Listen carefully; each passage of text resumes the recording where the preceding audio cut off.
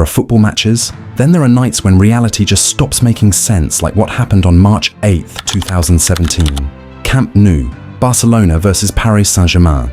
It's the 95th minute. The scoreboard says 5-1. Barcelona still need one more goal. One more miracle. And then, Neymar picks up the ball on the left, floats across into the box, and out of nowhere, Sergi Roberto stretches out his leg. The ball connects. Time freezes. The net shakes and Camp Nou explodes. People are crying, screaming, hugging strangers, like a religious experience disguised as football. Even the commentators lose their minds. They have come back. In Spanish, it is called the remontada. But to understand how football reached this point of absolute insanity, you have to go back. Back to where this whole story actually began. So listen to this. We put in a lot of efforts to make this videos. Please support us by subscribing to this channel. It takes just 1 second of your time to click on the subscribe button. Again, to understand how football reached this point of absolute insanity, we must go back to Valentine's Day 2017. On February 14th, Paris Saint-Germain hosted Barcelona at the Parc des Princes in the round of 16. They'd faced Barcelona twice before in the knockout rounds and lost both times. But this time felt different. PSG were hungry, confident, and ruthless. They breezed through their group stage, finishing just behind Arsenal and miles above the rest. Meanwhile, Barcelona had dominated theirs, but something felt off. The great MSN trio weren't clicking the same way. Luis Enrique was under pressure, and PSG, under Unai Emery, smelled blood. The Parisians arrived that night like a team ready for revenge, and Barcelona looked like they didn't even pack their luggages. Unai Emery lined up his Paris Saint-Germain side in a bold, aggressive 4-3-3 formation. From the first whistle, PSG played with electricity. 18 minutes in, Samuel Umtiti gave away a foul in a dangerous spot. Angel Di Maria stepped up and curled in a beauty of a free kick. 1-0. The stadium went insane. In the 40th minute, Verratti and Draxler combined for the second. The German slotted it low. 2-0. Di Maria, celebrating his 29th birthday, decided to give himself another present, a second goal, making it 3-0. By the time Cavani smashed in the fourth in the 72nd minute, it was over, 4-0.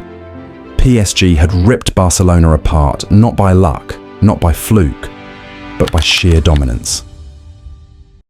In Paris that night, the crowd believed they'd finally buried the Catalan giants. Emery was hailed as a tactical genius. Neymar looked isolated. Messi was quiet. One shot on target, that was all Barcelona managed. The media didn't hold back. Barcelona is finished. End of an era. Messi's magic fades. Even Barcelona fans, normally optimistic to a fault, accepted defeat. In the weeks between the two matches, Barcelona's mood was a mix of denial and quiet hope. Luis Enrique tried to play it cool, saying, "If PSG can score 4, we can score 6. Everyone laughed. Everyone except his players. Because deep inside, Barcelona were wounded, and wounded animals don't die quietly. They went back to La Liga and started crushing teams. They were starting to look angry again. And when you anger a team built around Messi, Suarez and Neymar, you better be ready to finish what you started. PSG's confidence was leaking into arrogance. They'd beaten Nancy 1-0 before the trip to Spain and spent most of the week smiling in interviews. Di Maria, a familiar enemy from his time at Madrid, promised they'd score goals at Camp Nou too. That meant one thing: as a Madrid legend, he hated Barcelona. Cavani said, "We're ready for anything." In hindsight, they weren't ready for that. March 8th, 2017. Camp Nou was shaking hours before kickoff. 96,000 fans packed the stands. each one holding on to a single desperate hope that maybe, just maybe tonight, would be one of those magical Barcelona nights. The atmosphere wasn't just electric, it was possessed, everywhere, waiting for lightning to strike. That night, they were all ready to die on the line. And this time, it did. The referee blew the whistle, and from the very first minute, Barcelona weren't here to play, they were here to destroy. 3 minutes in, Luis Suarez flicked in a Messi header. It barely crossed the line before Meunier cleared it, but technology said goal, 1-0. The comeback had a pulse. Camp Nou roared. Every run by Neymar drew screams. In the 40th minute, Andres Iniesta flicked a ball into the box. Layvin Kurzawa tried to clear it. He poked it straight into his own net. Suddenly, it wasn't impossible anymore. Halftime arrived with Barcelona believing. But the real storm hadn't even begun yet.